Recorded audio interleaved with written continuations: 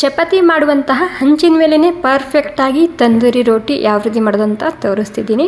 ಏನು ಕಷ್ಟನೇ ಇಲ್ಲ, ಕೆಲವು ಸಣ್ಣ ಪುಟ್ಟ ಟಿಪ್ಸ್ ಪಾಲಿಸಿದ್ರೆ ಸಾಕು ಪರ್ಫೆಕ್ಟಾಗಿ ತಂದೂರಿ ರೋಟಿ ಮನೆಯಲ್ಲಿ ಮಾಡ್ಬೋದು. ಸೊ ನೋಡಿ, ಯಾವ ರೀತಿ ನಾವು ಹೊರಗಡೆ ತಿಂತೇವಲ್ಲ ಅದೇ ರೀತಿ ಮನೆಯಲ್ಲಿ ಮಾಡ್ಕೋಬೋದು. ಮತ್ತು ಮೇನ್ ಪಾಯಿಂಟ ವಿಡಿಯೋ ಸ್ಕಿಪ್ ಮಾಡದೆ ನೋಡಿ, ನಿಮಗೆ ಸರಿಯಾಗಿ ಅರ್ಥ ಆಗುತ್ತೆ ಈ ರೆಸಿಪಿ. ಮೊದಲಿಗೆ ನಾನಿಲ್ಲಿ ಅರ್ಧ kg ಆಗುವಷ್ಟು ಮೈದಾ ಹಿಟ್ಟು ಹಾಕ್ಕೊಂಡಿನಿ. ಇವಾಗ ಇದರಲ್ಲಿ ಮೇನ್ ಪಾಯಿಂಟ ಬೇಕಿಂಗ್ ಪೌಡರ್ ಹಾಕ್ಕೊತಿದ್ದೀನಿ. ಸುಮಾರು 1 ಚಮಚ ಆಗುವಷ್ಟು ನಾನಿಲ್ಲಿ ಸೇರಿಸ್ತಿದ್ದೀನಿ. ಇದು ಹಾಕಲಿಲ್ಲ ಅಂದರೆ ತಂದೂರಿ ರೊಟ್ಟಿ ಪರ್ಫೆಕ್ಟಾಗಿ ಬರೋದಿಲ್ಲ. ಮತ್ತು ಒಂದು 1/2 ಚಮಚ ಆಗುವಷ್ಟು ನಾನಿಲ್ಲಿ ಅಡುಗೆ ಸೋಡಾ ಹಾಕ್ಕೊತಿದ್ದೀನಿ. ಇವಾಗ ಒಂದು 2 ಚಮಚ ಆಗುವಷ್ಟು ಎಣ್ಣೆ ಹಾಕ್ಕೊತಿದ್ದೀನಿ, ನಾರ್ಮಲ್ ಎಣ್ಣೆ ಅದ ಇದು. ಇವಾಗ ರುಚಿಗೆ ತಕ್ಕಷ್ಟು ಉಪ್ಪು ಮತ್ತು 1 ಚಮಚ ಆಗುವಷ್ಟು ನಾನಿಲ್ಲಿ ಸಕ್ಕರೆ ಹಾಕ್ಕೊತಿದ್ದೀನಿ. ಅಂದರೆ ಸಕ್ಕರೆ ಪೌಡರ್ ಕೂಡ ನೀವಿಲ್ಲಿ ಹಾಕೋಬೋದು. ಇವಾಗ ಎಲ್ಲ ಸೇರಿಸಿ ಮೊದಲಿಗೆ ಹಿಟ್ಟಿನಲ್ಲಿ ಒಂದು ಸ್ವಲ್ಪ ಸರಿಯಾಗಿ ಮಿಕ್ಸ್ ಮಾಡ್ಕೊಂಡು ತೊಗೋಬೇಕಾಗುತ್ತೆ. ಅಂದರೆ ಇದರಲ್ಲಿ ಸಾಮಗ್ರಿ ಹೆಚ್ಚಕಮ್ಮ ಮಾಡಬಾರ್ದು, ಮತ್ತು ಎಲ್ಲನೂ ಸಾಮಗ್ರಿ ಮಿಸ್ ಮಾಡದೆ ಹಾಕಬೇಕಾಗುತ್ತೆ. ಇಲ್ಲಿ ನಾನು ಉಗುರು ಬೆಚ್ಚಗಿನ ಹಾಲು ತೊಗೊಂಡಿದ್ದೀನಿ ಹಿಟ್ಟು ನಾದೋದಕ್ಕೆ. ಇಲ್ಲಿ ನೀವು ನೀರು ಕೂಡ ಬಳಸ್ಬೋದು. ಮತ್ತು ನಿಮಗೆ ಮೈದಾ ಹಿಟ್ಟು ಇಷ್ಟ ಇಲ್ಲ ಅಂದರೆ ಸ್ವಲ್ಪ ಗೋಧಿ ಹಿಟ್ಟು ಮತ್ತು ಸ್ವಲ್ಪ ಮೈದಾ ಹಿಟ್ಟು ಸೇರಿಸ್ಕೊಂಡು ಮಾಡ್ಕೋಬೋದು. ಮತ್ತು ಹಾಲು ಕೂಡ ನೀವು ಇಲ್ಲಿ ಒಮ್ಮೆನೇ ಸೇರಿಸ್ಕೋಬಾರ್ದು, ಸ್ವಲ್ಪನೇ ಹಾಕ್ಕೊತ ನಾವು ಚಪಾತಿ ಹಿಟ್ಟು ಯಾವ ರೀತಿ ನಾದ್ಕೊತೇವಲ್ಲ ಅದೇ ರೀತಿಯಾಗಿ ಇದು ನಾದ್ಕೋಬೇಕಾಗುತ್ತೆ. ಓಕೆ ನೋಡಿ, ನಾನು ಇವಾಗ ಹಿಟ್ಟನ್ನು ನಾದ್ಕೊಂಡಾಗಿದೆ. ಇವಾಗ ನಾದ್ಕೊಂಡು ಆದಮೇಲೆ ಇದಕ್ಕೆ ಮತ್ತೆ ಒಂದು ಸ್ವಲ್ಪನೇ ಎಣ್ಣೆ ಹಚ್ಚಿ ನಾನಿಲ್ಲಿ ಮತ್ತೆ ಇದಕ್ಕೆ ಸಾಫ್ಟಾಗಿ ಮಾಡ್ಕೊತಿದ್ದೀನಿ. ಅಂದರೆ ನಿಮಗೆ ಪರ್ಫೆಕ್ಟಾಗಿ ಹೋಟೆಲ್ನಲ್ಲಿ ಯಾವ ರೀತಿ ತಿಂತೇವಲ್ಲ ಅದೇ ರೀತಿ ಬೇಕು ಅಂದರೆ ನೀವಿಲ್ಲಿ ಟೋಟಲ್ ಮೈದಾ ಹಿಟ್ಟಿನಲ್ಲೇ ಮಾಡಬೇಕಾಗುತ್ತೆ. ನಿಮಗೆ ಮೈದಾ ಇಷ್ಟ ಇಲ್ಲ ಅಂದರೆ ನೀವಿಲ್ಲಿ ಒಂದು ಅರ್ಧ ಗೋಧಿ ಹಿಟ್ಟು ಅರ್ಧ ಮೈದಾ ಹಿಟ್ಟನ್ನ ಹಾಕ್ಕೊಂಡು ಈ ರೆಸಿಪಿನ ಮಾಡ್ಕೋಬೋದು. ಓಕೆ ನೋಡಿ, ಇವಾಗ ಹಿಟ್ಟು ನಾದ್ಕೊಂಡಾಗಿದೆ. ಮೇಲೆ ಮತ್ತೆ ಒಂದು ಸ್ವಲ್ಪ ಇದಕ್ಕೆ ಎಣ್ಣೆ ಹಚ್ತಿದ್ದೀನಿ. ಎಣ್ಣೆ ಹಚ್ಚಿ ಬಿಸಿಯಾಗಿರುವಂತಹ ಜಾಗಕ್ಕೆ ಎತ್ತಿಡಬೇಕಾಗುತ್ತೆ. ಎಷ್ಟಂದರೆ ಸುಮಾರು 1 ರಿಂದ 2 ಗಂಟೆನಾದರೂ ಈ ಹಿಟ್ಟಿಗೆ ರೆಸ್ಟ್ ಮಾಡೋಕ್ಕೆ ಬಿಡಬೇಕಾಗುತ್ತೆ.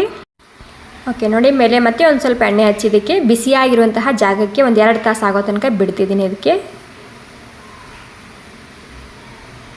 ಓಕೆ ನೋಡಿ, ಸುಮಾರು ಒಂದು 2 ರಿಂದ 3 ಗಂಟೆ ಆಗಿದೆ. ಇವಾಗ 3 ಗಂಟೆ ಆದಮೇಲೆ ಏನಾಗುತ್ತೆ, ಇದು ಹಿಟ್ಟು ತುಂಬಾ ಹುದುಗ್ ಬಂದಂಗೆ ಆಗುತ್ತೆ. ಹೀಗಾಗಿ ಇದಕ್ಕೆ ಮತ್ತೆ ಒಂದು ಸ್ವಲ್ಪನೇ ನಾನು ಹಿಟ್ಟನ್ನು ಹಾಕ್ಕೊತಿದ್ದೀನಿ. ಮತ್ತು ಇಲ್ಲಿ ನಿಮಗೆ ಇನ್ನೊಂದು ಕಿವಿ ಮಾತು, ಈ ಹಿಟ್ಟಿದ ನಾದಿನ ಮೇಲೆ ನೀವು ಸುಮಾರು 2 ರಿಂದ 3 ಗಂಟೆ ರೆಸ್ಟ್ ಮಾಡೋಕ್ಕೆ ಬಿಡಲೇಬೇಕು. ಇಲ್ಲ ಅಂದರೆ ತಂದೂರಿ ರೊಟ್ಟಿ ಸರಿಯಾಗಿ ಬರೋದಿಲ್ಲ. ಮತ್ತು ಬಿಸಿಯಾಗಿರುವಂತಹ ಜಾಗಕ್ಕೆ ಎತ್ತಿಡಬೇಕಾಗುತ್ತೆ ಇದಕ್ಕೆ. ಇವಾಗ ನೋಡ್ತಿರ್ಬೋದು, ನಾನಿಲ್ಲಿ ಹಿಟ್ಟು ತೊಗೊಂಡಿದ್ದೀನಿ. ಚಪಾತಿ ಯಾವ ರೀತಿ ಮಾಡ್ಕೊತೇವಲ್ಲ ಅದಕ್ಕಿಂತ ಒಂದು ಸ್ವಲ್ಪ ಕಮ್ಮಿ ಹಿಡ್ಕೊಂಡಿನಿ ನಾನಿಲ್ಲಿ. ಇವಾಗ ಇಲ್ಲಿ ಗೋಧಿ ಹಿಟ್ಟು ಹಚ್ಚಿ ಇದನ್ನು ಲಟ್ಟಿಸ್ಕೊಂಡು ತೊಗೊತಿದ್ದೀನಿ. ಗೋಧಿ ಹಿಟ್ಟು ಮೈದಾ ಹಿಟ್ಟು ಯಾವುದಾದ್ರೂ ಹಚ್ಬೋದು ನೀವಿಲ್ಲಿ. ನಾನು ಸೈಡ್ನಲ್ಲಿ ಹಂಚು ಕೂಡ ಬಿಸಿ ಆಗೋಕ್ಕೆ ಇಟ್ಟಿದ್ದ. ಇವಾಗ ತಂದೂರಿ ಮಾಡಿ ತೋರಿಸ್ತಿದ್ದೀನಿ ನಿಮಗೆ. ಮತ್ತು ಜಾಸ್ತಿ ತೆಳ್ಳು ಕೂಡ ಲಟ್ಟಿಸ್ಕೋಬಾರ್ದು, ಸ್ವಲ್ಪ ದಪ್ಪನೇ ಇರಬೇಕು, ಆ ರೀತಿ ಲಟ್ಟಿಸ್ಕೊಳ್ಳಿ.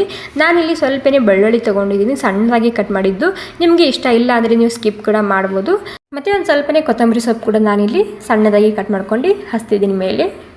ಇವೆರಡೂ ಬೇಕಾದರೆ ನೀವು ಸ್ಕಿಪ್ ಕೂಡ ಮಾಡ್ಕೋಬೋದು, ಪ್ಲೇನ್ ಕೂಡ ಮಾಡ್ಕೋಬೋದು ಈ ರೆಸಿಪಿ. ಓಕೆ, 2 ಹಾಕಿದ ಮೇಲೆ ಸ್ವಲ್ಪ ಮೇಲೆ ಮತ್ತೆ ಹಿಟ್ಟು ಹಾಕಿದನ್ನು ಲಟ್ಟಿಸ್ಕೊಂಡು ತೊಗೊತಿದ್ದೀನಿ. ಜಾಸ್ತಿ ತೆಳ್ಳಗೆ ಲಟ್ಟಿಸ್ಕೋಬಾರ್ದು, ಸ್ವಲ್ಪ ದಪ್ಪನೇ ಇರಲಿ, ಆ ರೀತಿ ಲಟ್ಟಿಸ್ಕೊಳ್ಳಿ.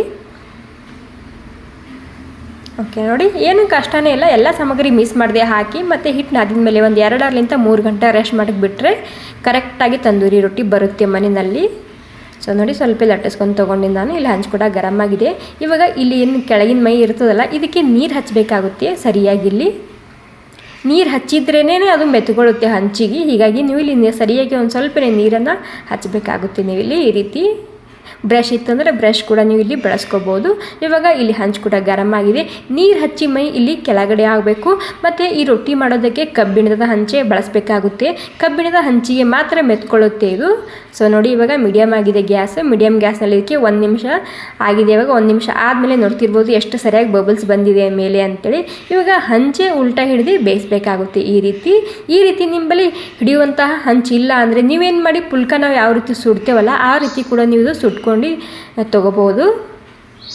ಓಕೆ ನೋಡಿ, ಇವಾಗ ಕೆಳಗಡೆ ಪೂರ್ತಿಯಾಗಿ ನಾನು ಸರಿಯಾಗಿ ಸುಟ್ಟಿ ತೊಗೊಂಡಿದ್ದೀನಿ. ನೋಡಿ ಎಷ್ಟು ಸರಿಯಾಗಿ ಕಾಣ್ತಿದೆ ಅಲ್ವಾ.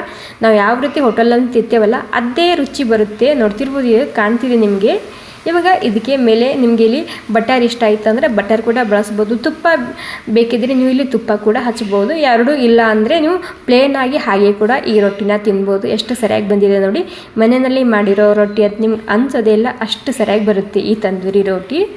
ಸೊ ನಾನಿಲ್ಲಿ ಫ್ರೆಶ್ ಆಗಿರುವಂತಹ ಬಟರ್ ಹಚ್ತಿದ್ದೀನಿ. ಈ ಬಟರ್ ನಾನು ಇವಾಗ ತಾನೇ ಮನೆಯಲ್ಲಿ ಮಾಡಿ ಇಟ್ಕೊಂಡಿದ್ದ ಈ ಬಟರ್ ನಾನಿಲ್ಲಿ ಹಚ್ತಿದ್ದೀನಿ.